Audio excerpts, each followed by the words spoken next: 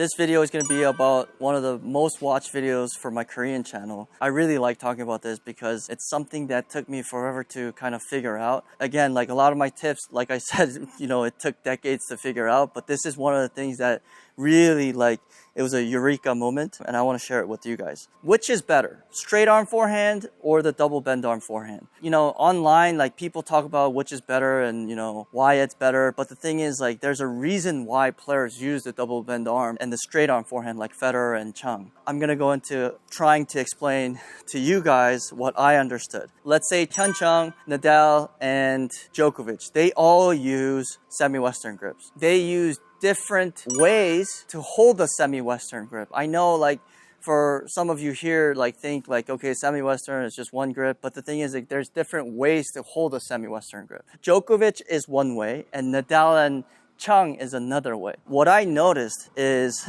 when you have more Djokovic style, he holds it here and he closes his racket and then he hits the ball. Now, Djokovic has a more bent arm, bent elbow than Nadal and Chung. Nadal goes here and he's more straight here, and Chung also, he goes here and hits it more like that, so it's more of a straight arm. So which one's better? It's not which one's better, but it's what type of grip you're holding. So let's say you're holding it more like a Djokovic grip, where you're closing the racket face, okay, with your wrist, and you're coming this way. Now, if you come this way and the attack angle of the swing is more this way, and you're closing the racket with more the wrist in this way, cocked back, you need to bend your arm slightly, or depending on how far you're actually using your wrist, you need the arm to bend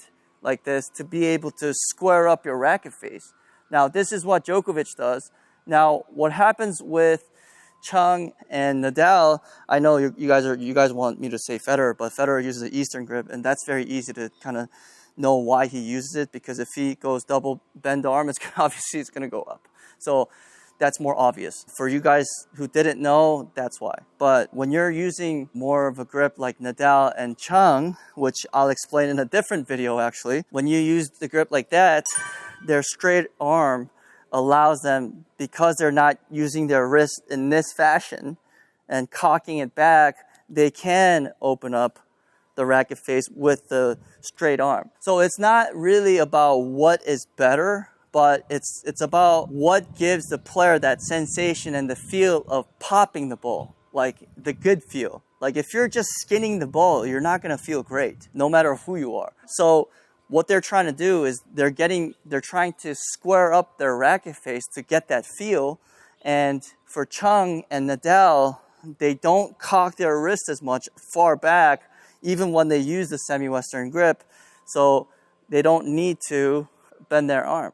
So if you go straight, basically your wrist is in this angle rather than this angle. Djokovic, I know he uses a different grip, but here he comes around this way, and his wrist is more cocked back, and he has to bend his arm to hit the forehand. So it's not which is better. It's just, they're just trying to get the maximum feel and the pop out of how they're hitting the ball.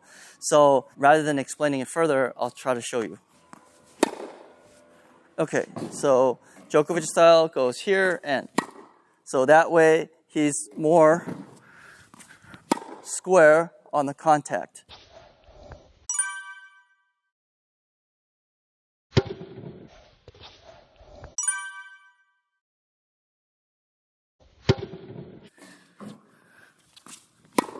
So that way he can hit it more with pop and more power. You do need to bend your arm to be able to square up. Now, Chung and Nadal, even if it's same semi-Western grip, different type of way they're holding it, but they do not use their wrist this way, cocking it back, so they're more free.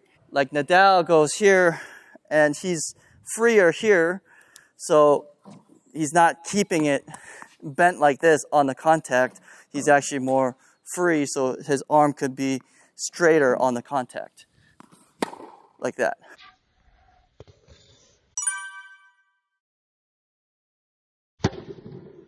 Okay.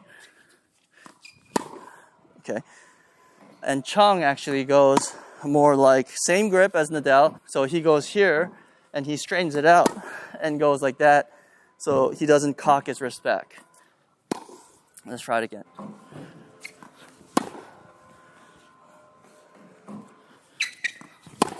You see that?